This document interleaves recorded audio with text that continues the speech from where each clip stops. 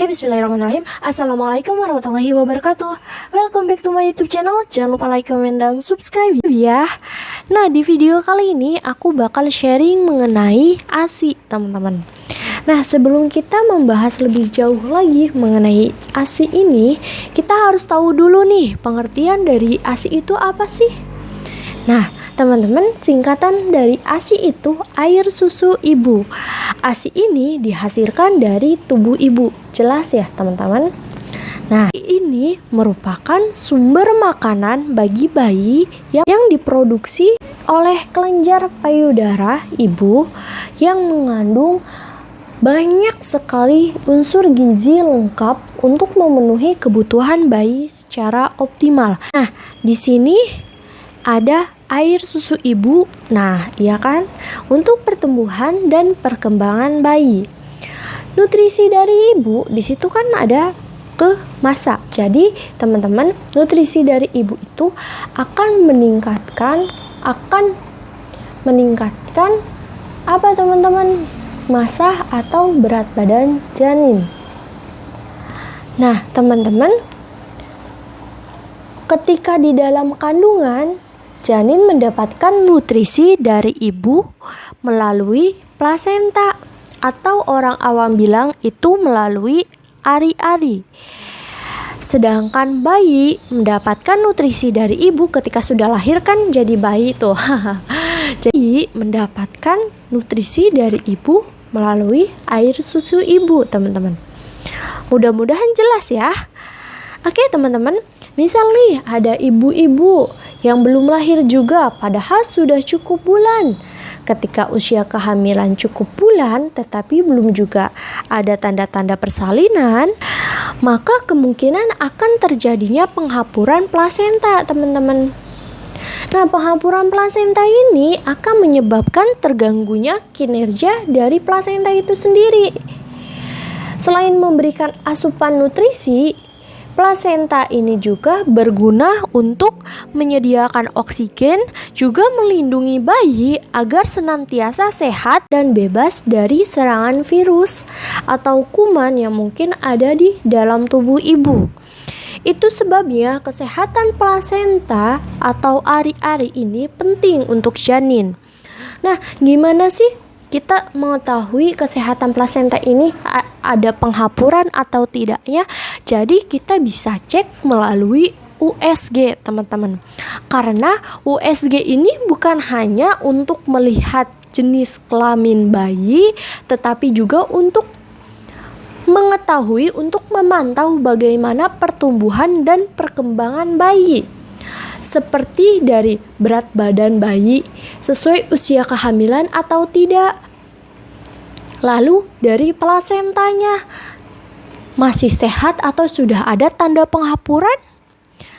Dari air ketubannya, cukupkah? Kurangkah? Atau bahkan berlebihkah?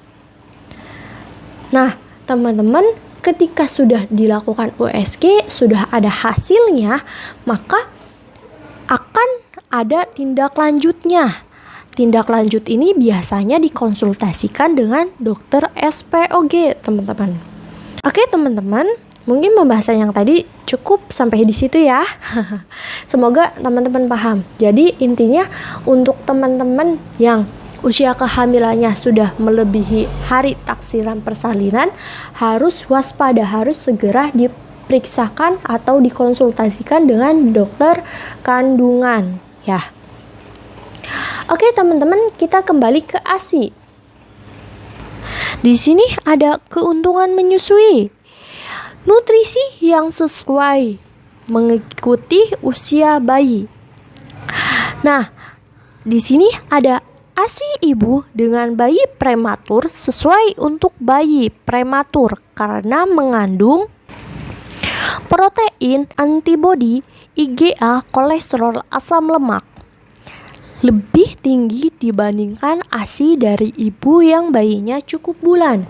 Jadi teman-teman, ASI ini ASI yang diciptakan oleh Allah dengan sedemikian rupa, yang diproduksi melalui tubuh ibu ini, teman-teman, kandungannya ini menyesuaikan dengan kebutuhan bayi.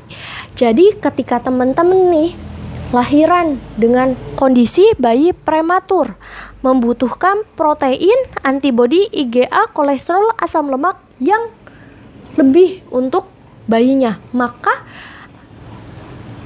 komposisi ASI pun akan menyesuaikan seperti itu. Kandungannya akan lebih tinggi daripada bayi yang lahir normal. Nah, contoh gampangnya gini teman-teman. Ketika bayi baru lahir cukup bulan, membutuhkan kandungan nutrisi A sampai C misalkan, maka komposisi ASI pun kandungannya akan A sampai C. Ketika bayi tersebut sudah beranjak ke 3 bulan, membutuhkan komposisi atau nutrisi dari A sampai D, maka komposisi ASI pun akan menyesuaikan teman-teman dari A sampai D, seperti itu. Jadi enaknya kita menyusui itu yaitu menyesuaikan dengan kebutuhan bayi. Jadi kita tidak perlu khawatir kalau bayi kekurangan gizi. Ketika memang masih disusui, itu tidak akan kekurangan gizi ya teman-teman. Jadi jangan khawatir karena air susu ibu itu menyesuaikan dengan kebutuhan bayi. Bayi butuh ini, maka air susu ibu pun akan menyesuaikan komposisinya, seperti itu.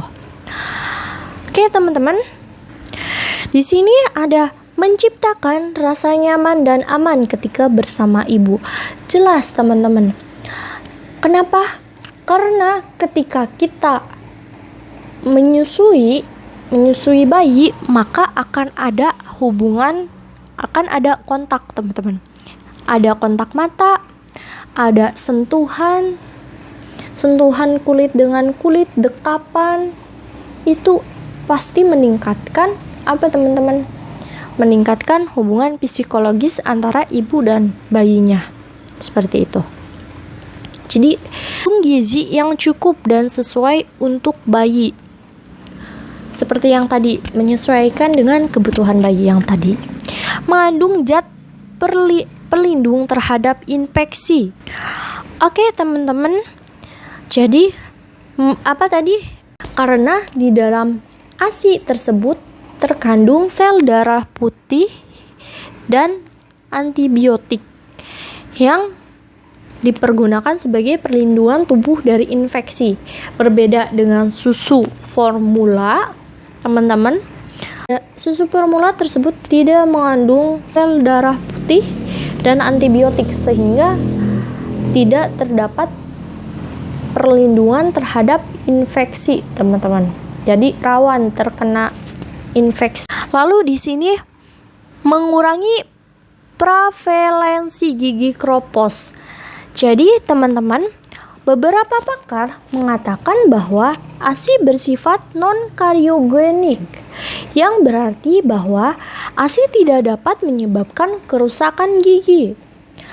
Pada proses menyusui, ASI langsung diberikan dari payudara ibu. ASI ini diibaratkan seperti keran, teman-teman. Ketika dibuka, maka ASI tersebut akan mengalir. Begitupun sebaliknya. Jadi, ketika bayi menghisap payudara ibu, mengalir dan tertelan. Nah, ketika tidak dihisap, maka tidak akan keluar ASI-nya, teman-teman. Atas dasar itu, tidak ada kejadian ASI akan merendam permukaan gigi. Berbeda dengan susu formula, teman-teman. Susu formula ini ketika tidak dihisap pun akan keluar dengan sendirinya, maka akan merendam permukaan gigi yang menyebabkan karies. Lalu ada mencegah diare pada bayi. Jadi, teman-teman, ASI itu sudah diciptakan dengan sedemikian rupa sehingga dapat mencegah terjadinya diare pada bayi. Nah, kejadian kok beda dengan susu formula? Ya, itu akan menyesuaikan dengan organ pencernaan bayi juga gitu, teman-teman. Sehingga bayi tidak akan kesusahan dalam pencernaannya, seperti itu. Nah, berbeda dengan penggunaan susu formula, Nah, susu formula ini kalau pembuatannya kurang tepat, contoh terlalu kental.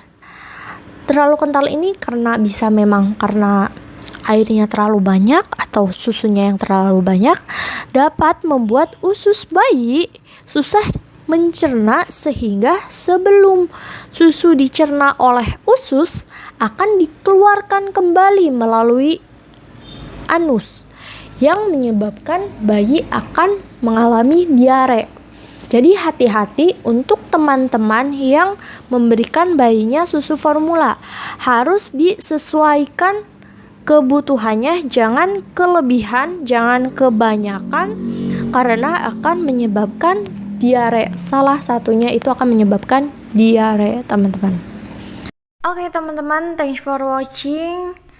Jangan lupa di like, di komen, di share, dan di subscribe. Semoga bermanfaat ya. Thank you.